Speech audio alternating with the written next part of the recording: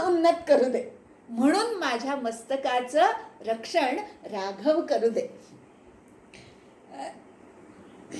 शिरो मे राघव पातु भालम दशरथात्मजः. आता इथे दशरथात्मजः असं म्हणणं आवश्यक आहे बरं का. तुम्ही जर ज्या म्हटलं तर मुलगी होईल, स्त्रीलिंगी होईल ते.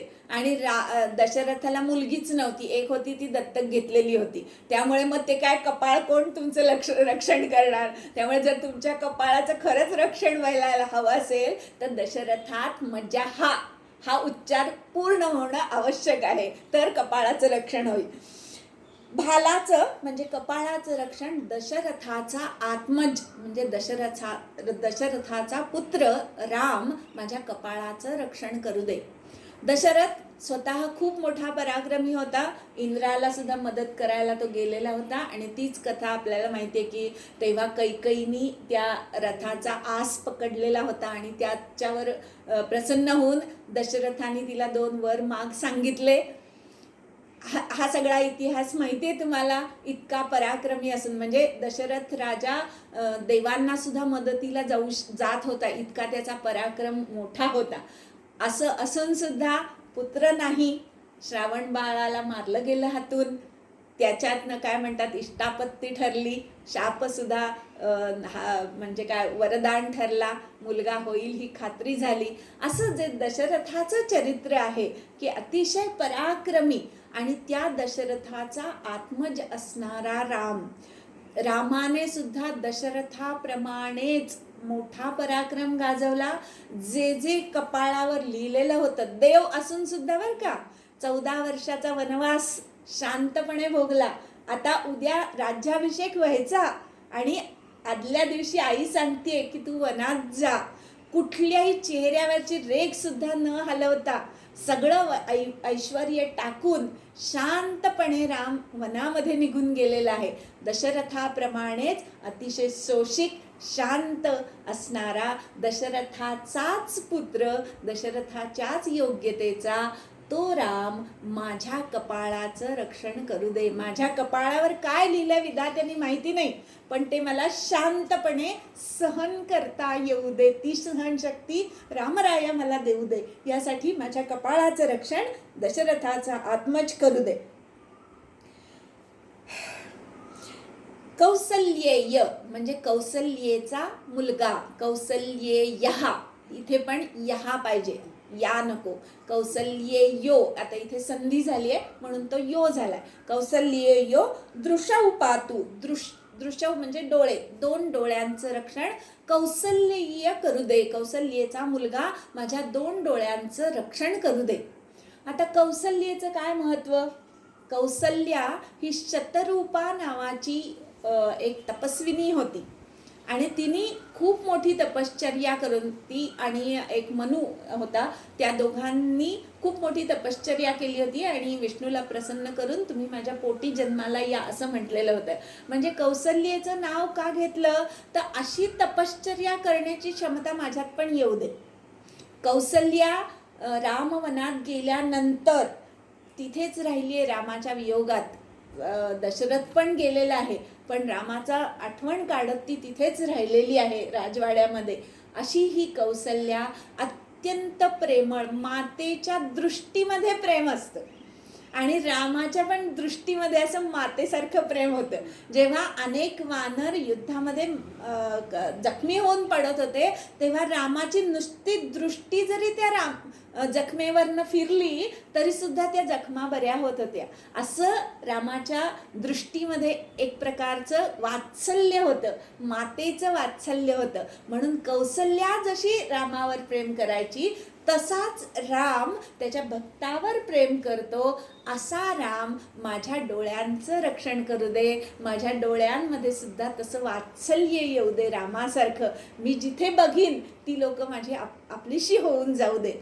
कौसल्येचा मुलगा राम माझ्या डोळ्यांचं रक्षण करू दे, दोन्ही डोळ्यांचं रक्षण करू दे. इथे दृशौ हे द्विवचन आहे. दृशो म्हटलं तर ते चुकीचं होईल. दृशौ 2 मात्रे ऐकू आले पाहिजेत द्विवचन कळण्यासाठी. पातू म्हणजे रक्षण करू दे. विश्वामित्रांना प्रिय असणारा राम माझ्या श्रुतीचं रक्षण कर. इथे श्रुती ती दीर्घ व्हायला पाहिजे म्हणजे द्विवचन होतं. तुम्ही जर ह्रस्व म्हटलं श्रुती तर एकवचन होतं. त्यामुळे दोन्ही कानांचं रक्षण व्हायला हवं असेल तर श्रुती असा दीर्घ उच्चार झाला पाहिजे. नाहीतर कुठला तरी एकाच कानाचं रक्षण राम करेल, दोन्ही कानांचं नाही करणार. माझ्या श्रुतींचं रक्षण विश्वामित्रांना प्रिय असणारा राम करू दे. बालवयामध्ये विश्वामित्रांनी मागितलं म्हणून राम लक्ष्मण दोघंही पायी चालत विश्वामित्रांबरोबर गेलेले आहेत, जंगल तोड सगळं करत. बालवयात सुद्धा विश्वामित्र गुरूंचं अतिशय निष्ठेने सेवा केलेली आहे रामानी. रस्त्याने जात असताना वेदांत हे सगळं विश्वामित्रांकडनं त्यांनी ग्रहण केलेलं आहे. अनेक शास्त्रचर्चा त्यांनी गुरूंबरोबर केलेल्या आहेत आणि गुरूंनी त्यांच्या सेवेनी आणि त्यांच्या ज्ञानजिज्ञासेनी विश्वामित्र रामलक्ष्मणावर इतके प्रसन्न झाले होते की ते अत्यंत प्रिय झाले त्यांच्या गुरूंना. असा राम गुरूंना प्रिय असणारा राम माझ्या श्रुतींचं म्हणजे कानांचं रक्षण करू दे. आता तुम्हाला जर गुरुप्रिय व्हायचं असेल तर तुमचे शरीराची सगळी शक्ती कानांमध्ये एकवटली पाहिजे. आपला गुरु जेव्हा आपल्याला काहीतरी सांगत असेल तेव्हा शरीराचे कान करून ऐकलं पाहिजे. जसा राम विश्वामित्रांचं सगळं बोलणं अख्ख्या शरीराचे कान करून ऐकत होता तसं मला सुद्धा ती बुद्धी मिळू दे. आणि विश्वामित्रांच्या उपदेशाने राम जसा ज्ञानी झाला, कानांचा योग्य उपयोग रामाने करून घेतला, तसा मला सुद्धा माझ्या कानांचा योग्य उपयोग करता येऊ दे.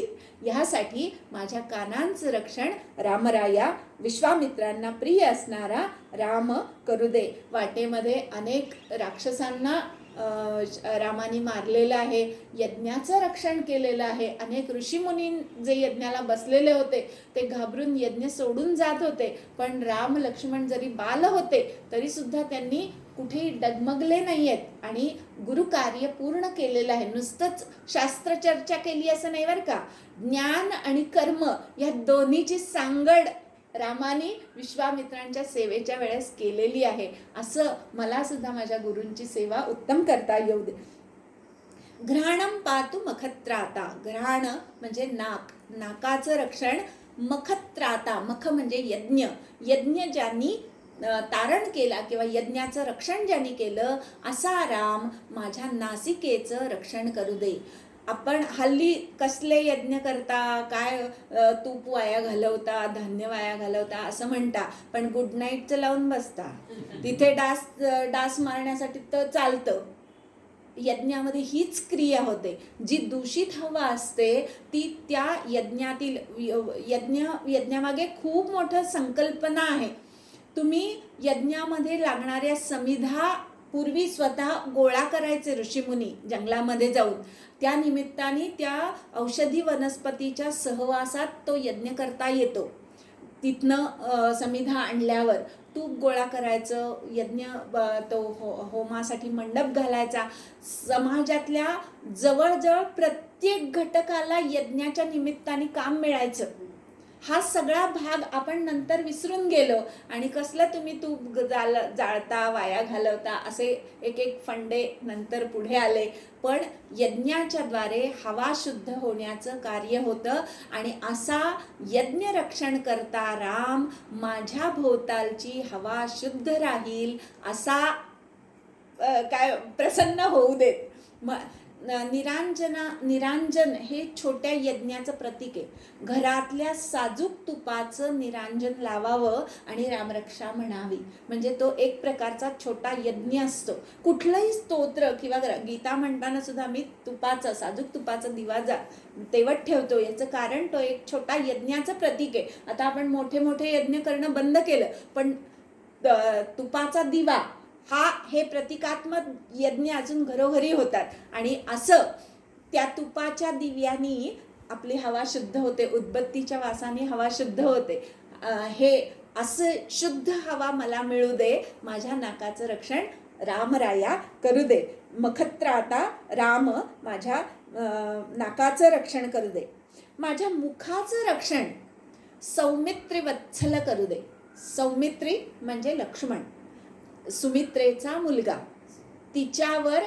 त्याच्यावर ज्याचं अत्यंतिक प्रेम होतं, वात्सल्य होतं. सुमित्रेचा मुलगा लक्ष्मण, त्याच्यावर रामाचं वात्सल्य होतं. लक्ष्मणाचं वैशिष्ट्य असं की तो रामभक्त होता, पण फार चिडका होता. जेव्हा त्याला कळलं की कैकेयीने रामाला वनात जायला सांगितलं, तेव्हा तो तलवार उपसून तिला मारायला धावलेला आहे. पण रामाने त्याला शांत केलंय की असू दे, असं करू नकोस. म्हणजे लक्ष्मणावर अत्यंत वात्सल्य रामाचं होतं. याचं कारण लक्ष्मण पण तेवढा काय म्हणतात योग्यतेचा होता. पूर्ण 12 वर्षाच्या वनवासामध्ये अन्न ग्रहण केलेलं नाही लक्ष्मणाने, झोपलेला नाहीये. 12 वर्ष पूर्ण ब्रह्मचर्य व्रताचं पालन केलेलं आहे. रामसीतेची पूर्ण एकनिष्ठ सेवा केलेली आहे. का बरं राम त्याच्यावर वात्सल्य करणार नाही? असा लक्ष्मण. आणि रावणाचा जो पुत्र होता इंद्रजित, त्याला मारणं अत्यंत अवघड होतं.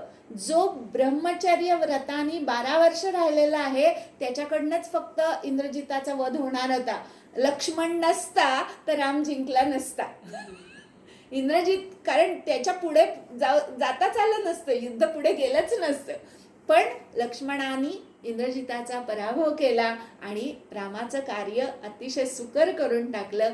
रामकार्यामध्ये अतिशय तत्पर असणारा, सर्व गुणांनी युक्त असणारा, पण थोडासा चिडका असणारा लक्ष्मण, त्या लक्ष्मणाला रामाचं वात्सल्यच फक्त शांत करू शकतं. आपण सुद्धा जेव्हा जेव्हा चिडतो तेव्हा आपल्याकडे लक्ष्मणाकडे राम जसं बघतोय तसं आपल्याकडे तो बघतोय अशी कल्पना करा. म्हणजे सगळ्या ज्या रागाच्या उर्मी आहेत त्या शांत होऊन जातील. अजून बरेच गोष्टी आहेत, थोडं पुढे जाऊया आपण. जिव्हा म्हणजे जिभेचं रक्षण विद्यानिधी राम करू दे. विद्येचा निधी असणारा म्हणजे सगळ्या प्रकारच्या विद्या ज्याच्या ठिकाणी एकवटलेल्या आहेत असा राम माझ्या जिभेचं रक्षण करू दे. कुठलीही विद्या अवगत व्हायला कायिक, वाचिक आणि मानसिक तप करावी लागतात. आणि जिभेनी बोलणं हे वाचिक तप आहे. असं जे रामानी विद्याग्रहण केलं हे वाचिक तप केलं. तुमचे जर उच्चार शुद्ध असतील, स्वच्छ असतील तर त्यांनी वाचिक तप घडतं. जिभेकडून सुद्धा मला उत्तम प्रकारे तप करता यावं, विद्या ग्रहण करता यावी, ह्यासाठी विद्यानिधी असणारा राम माझ्या वाणीचं किंवा माझ्या जिभेचं रक्षण करू दे. राम पूर्णपणे 10 इंद्रियांना जिंकलेला होता, शुद्धा तृष्णा जिंकलेला होता. जीभ हे डुअल सिम आहे बरं का, बोलण्याचं पण कार्य करतं आणि खाण्याचं, चवीचं पण कार्य करतं.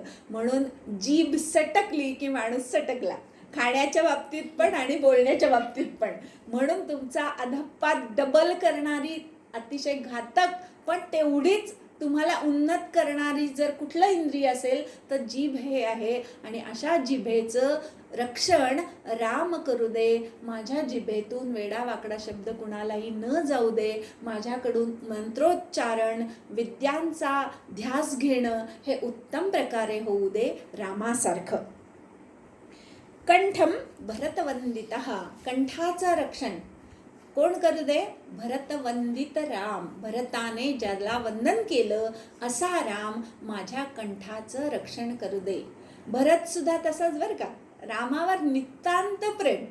जेव्हा त्याला कळलं की कैकेयीने रामाला वनात पाठवलं तेव्हा त्यांनी इतक्या स्पष्ट, आपण रामायणात ऐकतोच, माता न तू वैरिणी, स्वतःच्या आईला वैरीण म्हणायला त्यांनी कमी केलेलं नाही. इतकं रामावर प्रेम की आई आहे म्हणून सोडून दिलं असं नाही केलं. ती चुकली आहे ते तितक्याच ठणकावून त्यांनी सांगितलं.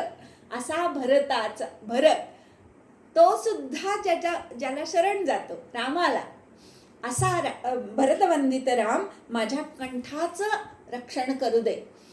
कंठाच्या ठिकाणी विशुद्ध चक्र असतं आणि विशुद्ध चक्र बिघडलं किंवा समतोल झालं, बिघडलं तर तुमची वाणी दूषित होते आणि समतोल झालं तर तुमच्या वाणीमध्ये आपोआप एक माधुर्य येतं. काय म्हणजे काव्य स्फुरायला लागतं विशुद्ध चक्र जर तुमचं संतुलित झालं तर. आणि रामानी चिडलेल्या भरताला कसं शांत केलंय, गळा मिठी घातली आहे त्याला, ह्या कंठाला तो कंठ मिसळला, स्पर्श झाला आणि भरताचा सगळा राग शांत झाला. तसा राम मला माझ्या गळ्याशी त्याचा गळा लागू दे आणि माझा कंठ शांत होऊ देत, उत्तम काय म्हणतात काव्य स्फुरू दे, उत्तम वाणी माधुर्य वाणी माझ्या कंठातून येऊ दे, परावाणी माझ्या कंठातून स्फुरू दे.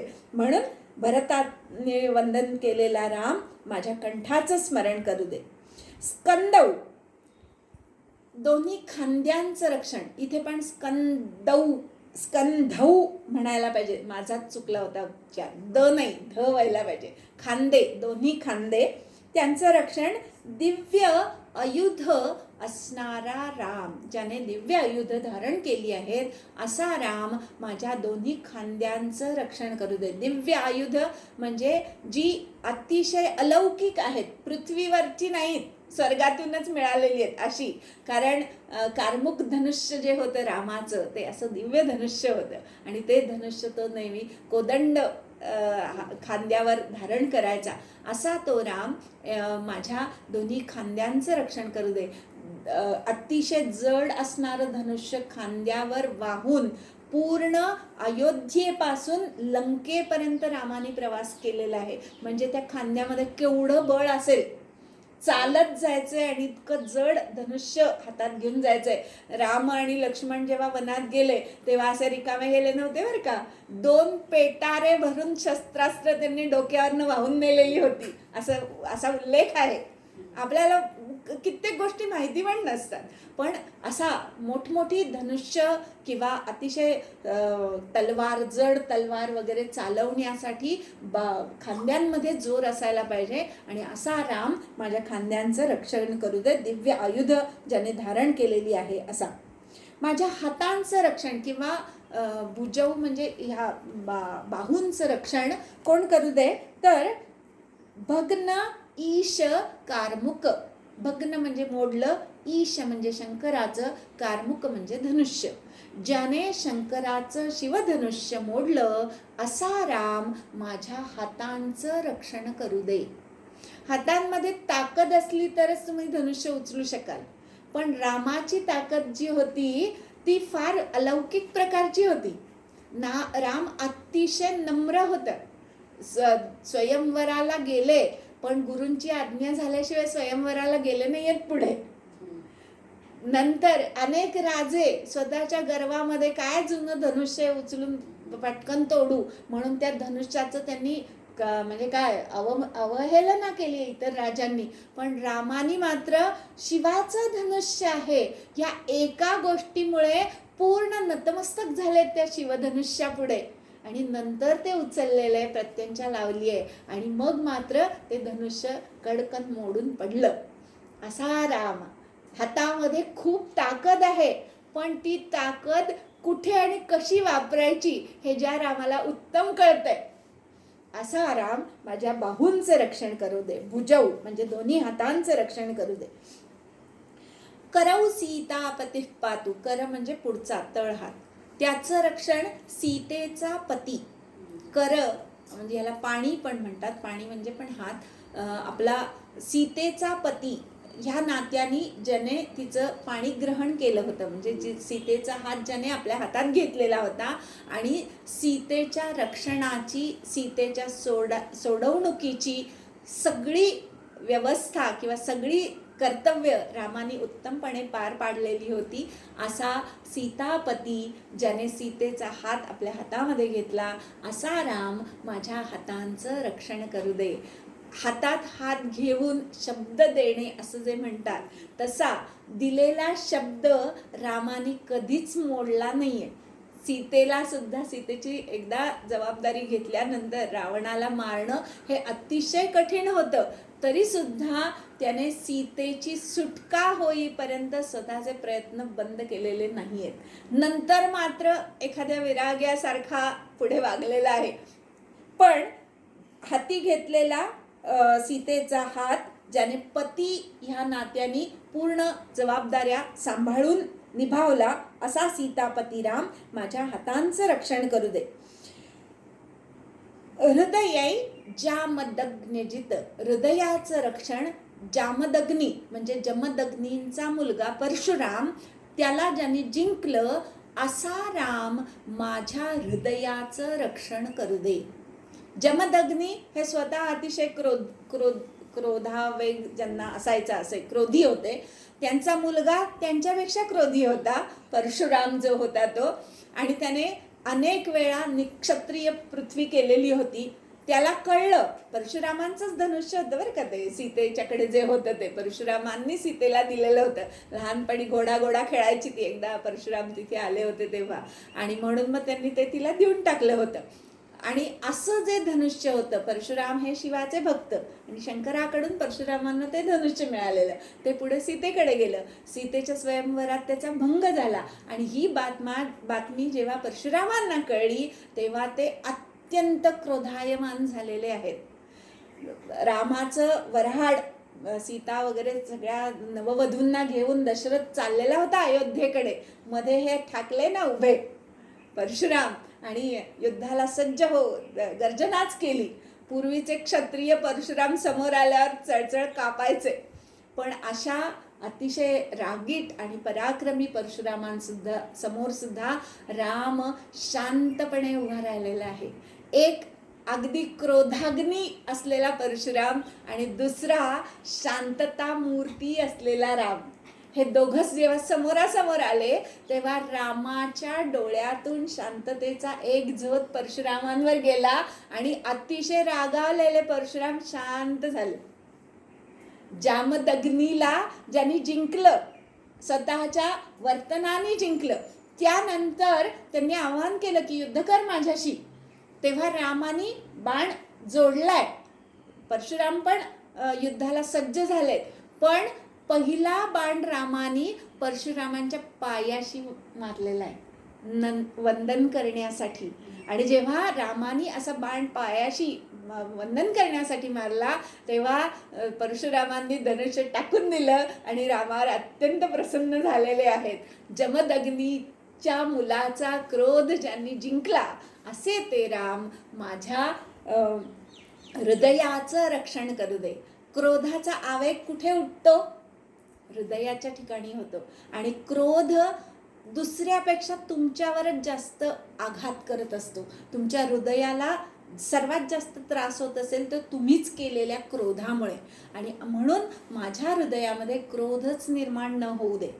कितीही कुणी माझ्यावर कसंही वागलेलं असलं तरी त्याच्याबद्दल सुद्धा माझ्या मनामध्ये वात्सल्यभाव किंवा क्षमाभाव निर्माण होऊ दे. त्याच्याबद्दल सुद्धा माझ्या मनामध्ये क्रोध न निर्माण होऊ दे, असा भाव दाखवण्यासाठी जमदग्नीच्या पुत्राला किंवा परशुरामांना जिंकणारा राम माझ्या हृदयाचं रक्षण करू दे. मध्यम पातु खरध्वंसी, मध्यम भाग म्हणजे हृदयाची आणि पोटाची पोकळी हा जो भाग आहे तो मध्य भाग आहे. त्या मध्य भागाचं रक्षण खरदूषण ह्या राक्षसांना ज्यांनी मारलं, खरध्वंसी म्हणजे खरं राक्षसाला मारणारा राम माझ्या जठर पोकळीचं रक्षण करू दे. आपल्या ह्या मधल्या पोकळीमध्ये जी पोकळ जागा असते तिथे अनेक जीवाणू विषाणू वास करत असतात, आणि ती जर प्रबळ झाले तर आपल्या जठरावर, यकृतावर, आतड्यांवर हल्ला करतात आणि आपल्याला आपलं पचन मंद करतात, किंवा पुढे जे आतड्याची कामं आहेत ती वीक करतात. म्हणून हे खरं दूषण, आता खरं दूषण रामायण काळात कुठे होते? अयोध्येपासून लंकेकडे जाताना मध्ये जे दंडकारण्य होतं त्या दंडकारण्यामध्ये खरं दूषण राक्षसांचं राज्य होतं, आणि त्या दंडकारण्यातून जाताना रामानी खरं दूषणांना नष्ट केलं होतं. तसं हृदयाकडून पोटाकडे जाताना जी पोकळी आहे त्या पोकळीत सगळे आपले शत्रू राहतात, आणि खरं दूषणाचं पारिपत्य करून माझ्या उदर पोकळीला स्वच्छ आणि आरोग्यपूर्ण ठेवणारा कोण असेल तर खरं दूषणाचा वध करणारा राम आहे. म्हणून माझ्या उदर पोकळीचं रक्षण खरं दूषण वध करणारा राम करू दे. माझ्या नाभिस्थानाचं रक्षण कोण करू दे? जांबवद आश्रयः, जांबुवंताचा आश्रय, जांबुवंताने ज्याचा आश्रय घेतला हा पण अर्थ, आणि जांबुवंताच्या जन्मासाठी जो आश्रय तो राम माझ्या नाभीचं रक्षण करू दे. आता हा सगळा इतिहास समजून घेणं आवश्यक आहे. जांबुवंत कोण होता? वृक्षराज होता. वृक्ष म्हणजे अस्वल, अस्वरांचा प्रमुख होता, आणि तो सुग्रीवाकडे होता, मंत्री म्हणून होता जांबुवंत. जांबुवंताच्या जन्माची कथा अशी सांगतात की विष्णूच्या नाभीतून ब्रह्मदेव जन्माला आला, आणि ब्रह्मदेवाच्या जांभईतून जांबुवंत जन्माला आला. मग अल्टिमेटली जांबुवंताच्या जन्माचं कारण कोण? विष्णूची नाभी. म्हणून जांबुवंतांनी कुणाचा आश्रय घेतलाय? विष्णूच्या नाभीचा आश्रय घेतलाय, रामाचा आश्रय घेतलाय. असा जांबुवंत माझ्या नाभिस्थानाचं रक्षण करू दे. नाभिकार देतो विष्णू, सगळ्या भक्तांना नाभिकार देतो, हा पण हा अर्थ आहे. म्हणून पण राम माझ्या नाभीचं रक्षण करू दे. जांबुवंताचं वैशिष्ट्य असं, हे जर तुम्ही, मला सगळं आत्ता सांगणं शक्य नाही आहे, पण हे जे श्लोक आहेत मुख्य, शिरोमे राघव पातूपासून अखिलम वपू इथपर्यंत जे श्लोक आहे, ह्या 4.5 श्लोकांमध्ये अख्खं रामायण भरलेलं आहे बरं का. आणि ह्या 4.5 श्लोकांमध्ये आपल्या षटचक्रांचं पण सगळं रहस्य भरलेलं आहे. तुम्हाला जर हे पुस्तक मिळालं तर याचा अभ्यास जरूर करा. आत्ता इथे सगळं सांगणं खरंच शक्य नाही आहे. जांबुवंताचं रामायणातला रोल फार मोठा आहे. हनुमंत जो होता, जेव्हा सीतेचा शोध घ्यायचा तेव्हा जांबुवंत, अंगद आणि हनुमंत हे 3 जण सीतेच्या शोधाला एकत्र बाहेर पडले होते. आणि तेव्हा अंगद म्हणाला, मला एवढी उंच, म्हणजे समुद्र पार होण्या इतकी लांब उडी मारता येत नाही. हा जो होता जांबुवंत होता तो वृद्ध झालेला होता, त्यामुळे त्याला पण एवढी लांब उडी मारता येणार नव्हती. हनुमंतच फक्त एक होता की ज्याला अशी लांब उडी मारता येणार होती. पण हनुमंताला ब्रह्मदेवाचा शाप होता की तू तुझी क्षमता विसरून जाशील. लहानपणी त्यांनी सूर्यावर एकदम आक्रमण केलं, सगळं वायू रोधून धरला, देवतांना सळोकी पळो करून सोडलं, तेव्हा ब्रह्मदेवाने हनुमंताला शाप दिला होता की तुला तुझी शक्ती आठवणार नाही. पण मग नंतर उत्शापही दिला की कुणीतरी तुला आठवण करून दिली तर तुला आठवेल. तेव्हा जांबुवंत हा अतिशय वयोवृद्ध होता, आणि हनुमंताच्या जन्माचं, शक्तीचं हे सगळं रहस्य जांबुवंताला माहीत होतं, आणि त्यांनी हनुमंताला आठवण करून दिली आहे की असा हा एकच हनुमान लंघून जाईल समुद्र महान, असा हा एकच हनुमान, अशी आठवण जांबुवंतांनी करून दिली. म्हणून हनुमंत लंकेपर्यंत जाऊन पोहोचला. हे जांबुवंताचं महत्त्वाचं कार्य रामायणातलं आहे. अशा जांबुवंतांनी रामाचा आश्रय घेतला. म्हणजे जांबुवंत तर महान आहेच, पण अशा जांबुवंतांनी सुद्धा रामाचा आश्रय घेतला. असा राम माझ्या नाभिस्थानाचं रक्षण करू दे. सुग्रीवाचा ईश, सुग्रीवेशः कटी पातू, इथे कटी हा सुद्धा टी दीर्घ व्हायला पाहिजे, म्हणजे दोन्ही कमरेचं रक्षण होईल, नाहीतर एकाच उजव्या किंवा डाव्या कटीचं रक्षण होईल. कटी पातू, माझ्या कटी प्रदेशाचं रक्षण सुग्रीवाचा ईश करू दे. सुग्रीवाची पत्नी वालीने हरण केलेली होती. नंतर रामाच्या कृपेने, रामाने मध्यस्थी केल्यामुळे त्याला त्याचं राज्य आणि पत्नी परत मिळाली. तेव्हा जेव्हा मैत्रीचा करार झाला तेव्हा सुग्रीवाने शब्द दिला होता की मी तुझ्या पत्नीला शोधून आणण्यासाठी मदत करीन. पण जेव्हा त्याला राज्य आणि पत्नी मिळाली तेव्हा तो कामभोगामध्ये रमून गेला, रामकार्य विसरला. तेव्हा लक्ष्मणाने त्याला जाऊन जाणीव करून दिलेली आहे की, आणि हनुमंतानी पण करून दिलेली आहे की तुम्ही असा असा शब्द दिलेला आहे रामाला, ज्या रामाला वालीचा वध करणं सहज शक्य आहे तो तुम्हाला मारणार नाही, अशा भ्रमात राहू नका. आणि मग सुग्रीव जागा झाला आणि काम आहारातून बाहेर आला आणि रामकार्याला लागला. माझ्या कटी प्रदेशाचं रक्षण सुग्रीवाचा ईश करू दे. कामवासनेमध्ये जेव्हा मी वाहून जाईन आणि स्वकर्तव्यांना विसरेन तेव्हा तो रामराया मला माझ्या कर्तव्याची जाणीव करून देऊ दे आणि मला कामासक्तीतून बाहेर काढू दे. हे सगळं सांगण्यासाठी सुग्रीवाचा ईश माझ्या कटिप्रदेशाचं रक्षण करू दे.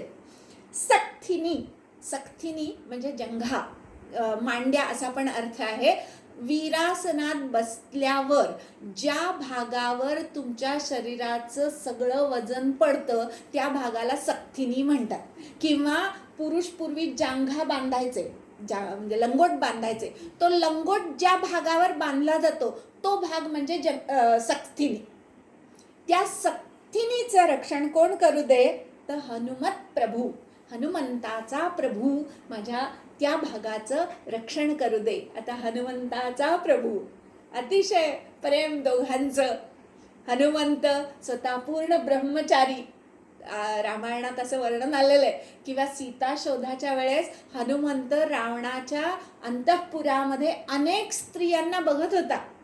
आता अंतःपुरात जेव्हा स्त्री असते तेव्हा ती काही अशी फार अलर्ट नसते.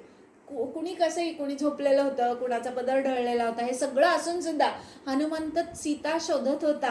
आणि त्याने एकदम त्याच्या मनात विचार आला, अरे मी ब्रह्मचारी आहे आणि किती स्त्रिया बघतोय मी, कशाही कुठल्याही अवस्थेतल्या बघतोय.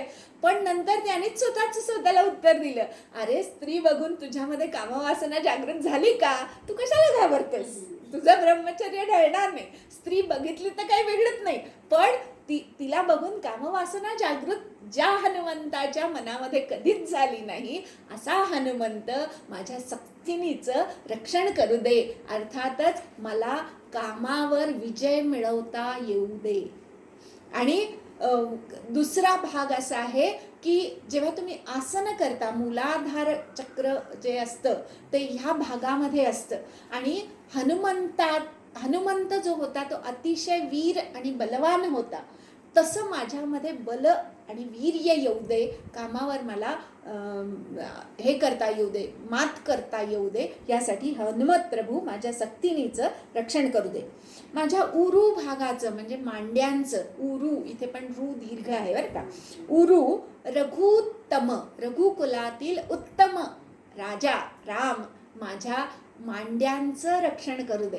जेव्हा तुम्ही युद्धाला उभे राहता तेव्हा मांड्या रोवून, म्हणजे काय म्हणतात, शक्ती असली पाहिजे तुमच्या मांड्यांमध्ये, तर तुम्ही युद्ध चांगल्या प्रकारे करू शकता.